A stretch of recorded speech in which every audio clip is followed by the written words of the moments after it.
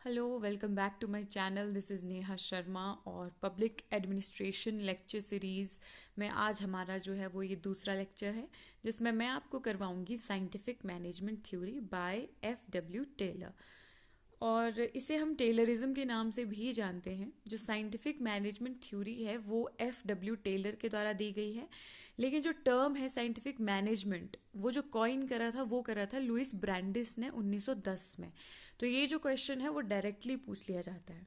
F.W. Taylor वो पहले इंसान थे जिन्होंने साइंटिफिक मैनेजमेंट को जो है वो सिस्टमैटिकली प्रेजेंट करा था। ठीक है, इसीलिए इनको फादर ऑफ साइंटिफिक मैनेजमेंट भी कहा जाता है। फ्रेडरिक टेलर जो थे वो खुद एक इंजीनियर थे और इसीलिए हर एक चीज़ को जो है वो साइंटिफिकली देखा करते थे और उनके अकॉर्डिंग, साइंस के अकॉर्डिंग जो है एक ऑर्गेनाइजेशन में साइंटिफिकली जो है वो चीज़ें की जानी चाहिए, ऑर्गेनाइज की जानी चाहिए और मैनेज की जानी चाहिए। उनका मेन पर्पस था कि कैसे कम से कम टाइम में और कम से कम रिसोर्सेज के साथ हम मैक्सिमम से मैक्सिमम आउटपुट जो है वो निकाल सकते हैं। और उन्होंने ही कहा कि मैनेजमेंट इज़ ट्रू साइंस, क्योंकि इसके जो लॉज हैं, रूल्स हैं, प्रिंसिपल्स हैं, उनको हम सब टाइप के ऑर्गेनाइजेशंस में अप्लाई कर सकते हैं। उनके अकॉर्डिंग कुछ एक प्रिंसिपल्स होते हैं जिनको अगर तुम फाइंड आउट कर लो तो उसको तुम स्टेट में भी यूज़ कर सकते हो। स्टेट के ऑर्गेनाइजेशन में, चर्च अगर है तुम्हारे यहाँ तो चर्च के ऑर्गेनाइजेशन में भी यूज़ कर सकते हो, स्कूल में भी यूज़ कर सकते हो, कहीं भी यूज़ कर सकते हो। तो किसी भी ऑर्गेनाइजेशन की मतलब उसको मैनेज करने के लिए, उसको चलाने के लिए उन एक प्रिंसिपल्स को यूज़ किया जा सकता है। अब हम देखेंगे कि मेन बुक्स कौन कौन सी थी F.W. टेलर की। तो इसको जो मैंने याद रखा था वो तो एक ट्रिक थी कि अ पीस रेट सिस्टम 1895। तो मैंने इसमें याद रखा था कि एक पीस है चिकन का जो तुमको शॉप पे मिलता है और शॉप पे क्या किया जाता है, उसको कट किया जाता है। ये 3 बुक्स मैंने ऐसे याद रख ली थी। बाकी चौथी है प्रिंसिपल्स ऑफ साइंटिफिक मैनेजमेंट, जिसके लिए F.W. टेलर को यूं ही जाना जाता है। तो ये तो याद ही रहेगी आपको 1911 में। ये विद डेट्स और प्रॉपर क्रोनोलॉजी के साथ आपको याद रखना है, इसका पूरा ध्यान रखिएगा आप। A piece rate system, shop management, art of cutting metals and principle of scientific management। बाकी F.W. टेलर ने जो है वो 4 प्रिंसिपल्स दिए थे मैनेजमेंट के। वो कौन कौन से प्रिंसिपल्स हैं आइए देखते हैं। फर्स्ट है साइंस। उनके अकॉर्डिंग तुम्हें हर एक काम के लिए एक साइंटिफिक टेक्निक डेवलप करनी है, एक साइंस डेवलप करनी है। ठीक है, तो the development of a true science of work. फिर ट्रेनिंग, जो तुमने अब वो काम करवाना है उसके लिए तुम्हें जो है वो वर्कर्स हायर करने पड़ेंगे, तो उनको तुम साइंटिफिकली सिलेक्ट करोगे, साइंटिफिकली ही उनकी तुम ट्रेनिंग करोगे और उनकी डेवलपमेंट करोगे। देन कॉपरेशन, वो कहते थे कि जो तुम्हारा साइंस ऑफ वर्क है और जो तुमने साइंटिफिकली जो ट्रेंड मैन और वर्कर्स जो तुमने सेलेक्ट करे हैं उन दोनों के बीच में कॉपरेशन होना चाहिए। बेसिकली जो तुम्हारे मैनेजर्स हैं और जो तुम्हारे वर्कर्स हैं उनके बीच में कॉपरेशन होना चाहिए, लड़ाई नहीं होनी चाहिए। देन डिवीजन ऑफ वर्क, तो उन्होंने कहा कि जो तुम्हारे मैनेजर्स हैं, मैनेजमेंट है और जो वर्कर्स हैं उनके बीच में प्रॉपर डिवीजन ऑफ वर्क होना चाहिए। ठीक है, अब हम देखेंगे उन्होंने कौन कौन से रूल्स दिए for better working of organisation. तो F.W. टेलर ने जो है वो 1911 में the principles of scientific management लिखी, जो कि हम पहले देख चुके हैं। और उसमें उन्होंने कहा कि जो साइंटिफिक मैनेजमेंट है वो कोई एक सिंगल एलिमेंट नहीं है, वो एक कॉम्बिनेशन है। तो अगर आपसे पूछा जाएगा कि साइंटिफिक मैनेजमेंट जो F.W. टेलर ने दिया है क्या वो एक एलिमेंट है या वो क्या है, तो आप बताएंगे कि वो एक एलिमेंट नहीं है, वो कुछ एक रूल्स हैं जो कि हम आगे देखेंगे। पहला है science not rule of thumb. वो कहते तुम ऑर्गेनाइजेशन में ऐसे ही कोई काम नहीं करो कि मन आया कुछ भी कर दिया, नहीं। प्रॉपर एक साइंस होनी चाहिए, प्रॉपर हर काम के लिए जो है वो एक टेक्निक होनी चाहिए, प्रॉपर उसके लिए रूल्स होने चाहिए, एक प्रोसेस होनी चाहिए और उसको फॉलो करके ही हमें उस काम को सिस्टमैटिकली करना चाहिए। ठीक है, देन हार्मनी नॉट डिस्कॉर्ड, तो उनके अकॉर्डिंग ऑर्गेनाइजेशन में हार्मनी होनी चाहिए। ऐसा नहीं है कि लड़ाई झगड़े हो रहे हैं और उससे जो है वो तुम्हारी ऑर्गेनाइजेशन की ग्रोथ जो है वो रुक जाएगी। देन वो कहते हैं कॉपरेशन होनी चाहिए, इंडिविजुअलिज्म नहीं होना चाहिए। बेसिकली ऐसा नहीं है कि तुम अपने इंटरेस्ट के बारे में सोच रहे हो, तुमको कॉपरेशन में रह के काम करना है, तुमको म्यूचुअल बेनिफिट के बारे में सोचना है। Then maximum output in place of restricted output, तुम्हें जो है वो मैक्सिमम से मैक्सिमम आउटपुट निकालनी है, अपनी आउटपुट को रिस्ट्रिक्ट नहीं करना है। Okay, then development of each man to his greatest efficiency and prosperity, आपके अंदर कितना काम करने की क्षमता है, जितनी अगर अगर आपकी 100% काम करने की क्षमता है तो आप 100% पोटेंशियल को अचीव करें। ये एम किसका था? ये था FW टेलर का इन एन ऑर्गेनाइजेशन। अब उनका जो है मोस्ट इम्पॉर्टेंट एक कॉन्सेप्ट आता है, the concept of mental revolution, जिसको बहुत बार यूजीसी नेट ने डायरेक्टली पूछ लिया है। तो मेंटल रेवोल्यूशन में वो ये कहते हैं कि हमने जो वर्कर्स है और जो मैनेजर्स है उन दोनों को ये भरोसा दिलाना है कि जो तुम्हारा इंटरेस्ट है, जो तुम्हारा बेनिफिट है, वो डिफरेंट नहीं है, वो एक ही है ना। इट इज़ नॉट कॉन्ट्राडिक्टरी, ये एक ही है। तो तुम्हें जो है वो उसको अचीव करने के लिए दोनों को साथ में मेहनत करनी है। इससे क्या होगा?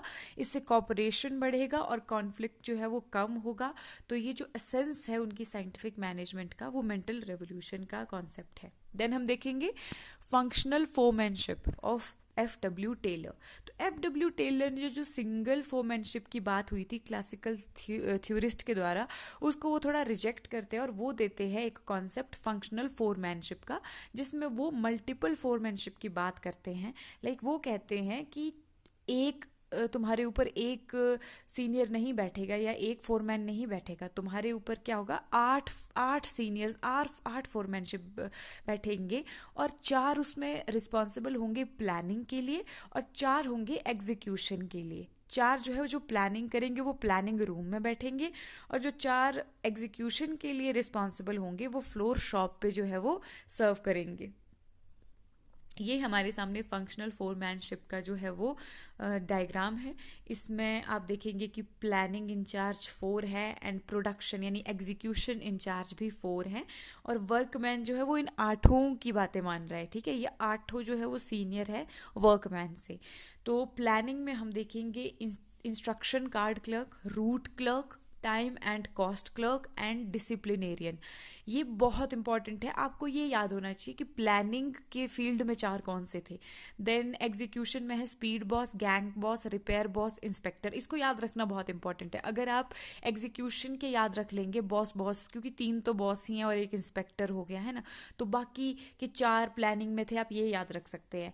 तो इसके लिए लेकिन 8 का जो थोड़ा बहुत आइडिया होना चाहिए कि instruction card, root clerk, time and cost, disciplinarian, है ना। तो ये नाम याद होने चाहिए। बाकी आप अगर ये फर्स्ट के 4 आपको हार्ड लग रहे हैं तो आप लास्ट के 4 अच्छे से याद रख सकते हैं और पहले के 4 आपको उससे पता चल जाएंगे कि वो प्लानिंग में थे। देन हम देखेंगे उनके कुछ कॉन्सेप्ट्स हैं FW टेलर के। उसमें पहला आता है मोशन स्टडी। मोशन स्टडी में वो कहते हैं कि तुम कोई भी काम करते हो उसको करने के लिए तुमने 1 बेस्ट वे ढूंढना है, 1 बेस्ट टेक्निक ढूंढनी है। इसको कहा उन्होंने मोशन स्टडी। देन होगा टाइम स्टडी। टाइम स्टडी क्या है कि एक पर्टिकुलर आइडियल टाइम सेट करना है तुमने एक काम को करने का।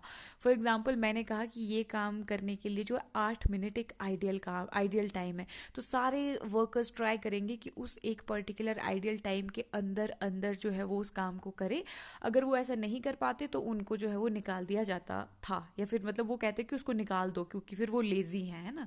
फिर है piece rate plan. Piece rate plan में वो कहते हैं कि एक पर्टिकुलर टाइम तक एक लो पीस रेट दिया जाएगा वर्कर को, फिर एक जब वो लिमिट क्रॉस कर लेगा तो उसको बोनस दिया जाएगा, और जब वो हायर पीस रेट कर देगा एक स्टैंडर्ड के ऊपर तो उसको और ज़्यादा जो है वो मॉनिटरी बेनिफिट दिए जाएंगे। इसको ईजिली अगर समझाऊं, फॉर एग्जांपल आप एक वर्कमैन हैं और आपके लिए आइडियली एक मतलब वो सेट करा गया है कि आपको क्या है वो 8 ईंटें बनानी है दिन की, इतना आपके लिए एक एम सेट करा गया है।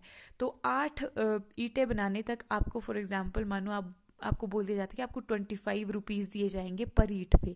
देन आपने 8 बना ली जल्दी जल्दी, अब आप 9-10 पे पहुंच गए तो आपको जो है वो ज़्यादा पैसे दिए जाएंगे। ये कहता है पीस रेट प्लान सिस्टम कि आपको फिर मानो 35 रुपीज़ पर ईंट कर दिया जाएगा। एंड देन अगर आपने मानो 12 एक सेकेंड हाईएस्ट है कि ये तो बहुत ही एक्सेप्शनल, इससे ऊपर अगर कोई वर्कमैन चला गया तो वो एक्सेप्शनल है, तो उससे ऊपर फॉर एग्जाम्पल आपको 50 रुपीज़ पर ईंट भी दिए जा सकते हैं। तो ये कुछ मतलब मॉनिटरी बेनिफिट्स इंट्रोड्यूस किए गए थे ताकि वर्कर्स जो है वो ज़्यादा से ज़्यादा आउटपुट प्रोड्यूस करने के लिए जो है वो एक्साइटेड रहें। देन हम देखेंगे एक्सेप्शनल प्रिंसिपल। अब एक्सेप्शनल प्रिंसिपल क्या था? तो ये कहते थे कि रोज मैनेजमेंट क्या करेगी कि एक लार्ज डेली टास्क सेट करेगी फॉर वर्कर्स। जो जो उसको अचीव करेंगे उनको रिवॉर्ड दिया जाएगा और जो नहीं अचीव करेंगे उनको पेनल्टी दी जाएगी। अब क्रिटिसिज्म हुआ इस थ्योरी का, क्यों? क्योंकि इसमें तुम वर्कर्स को जो है वो इंसान की तरह ट्रीट नहीं कर रहे हो, तुम उनको एक ऐसे मतलब रोबोट की तरह ट्रीट कर रहे हो, मशीन की तरह ट्रीट कर रहे हो। उनको कहा गया है कि तुमने अपने मैनेजर्स की बात माननी है, अपना ज़्यादा दिमाग नहीं चलाना है, जो वो तुमको टास्क देते हैं तुमने बस, तुम्हारा एम है, पर्पस है उसको ख़त्म करने का, है ना। और इसको इसीलिए मैकेनिस्टिक थ्योरी ऑफ ऑर्गेनाइजेशन भी कहते हैं। बाकी इन्होंने ह्यूमन मोटिवेशन को बहुत ओवर सिंप्लीफाई करा। इन्होंने कहा कि तुम उनको मॉनिटरी बेनिफिट दो तो तुम वो जो है वो ज़्यादा से ज़्यादा प्रोड्यूस करेंगे, जबकि हम बाद में देखते हैं कि वर्कर्स स्टिल ज़्यादा प्रोड्यूस नहीं कर पाते हैं। वो क्यों नहीं कर पाते हैं, उसका रीज़न हमें एल्टन मेयो के हॉथरन एक्सपेरिमेंट में देखने को मिलता है कि वो जो है वो इनफॉर्मल ग्रुप्स में काम करते हैं और वो भी बहुत मैटर करते हैं। तुम्हारे इनफॉर्मल रिलेशंस बहुत मैटर करते हैं, पीयर ग्रुप्स के साथ रिलेशन कैसे हैं वो मैटर करते हैं, जस्ट पैसा ही मैटर नहीं करता एक ऑर्गेनाइजेशन में। देन हम देखेंगे कि इस पर्टिकुलर थ्योरी का सोल पर्पस था टू इंक्रीज मैक्सिमम आउटपुट, और इसके वर्कर्स जो है वो इन प्रिंसिपल्स को फॉलो करें, और वर्कर्स और मैनेजर्स जो है वो दोनों अपने म्यूचुअल बेनिफिट के लिए मैक्सिमम से मैक्सिमम काम करें, है ना।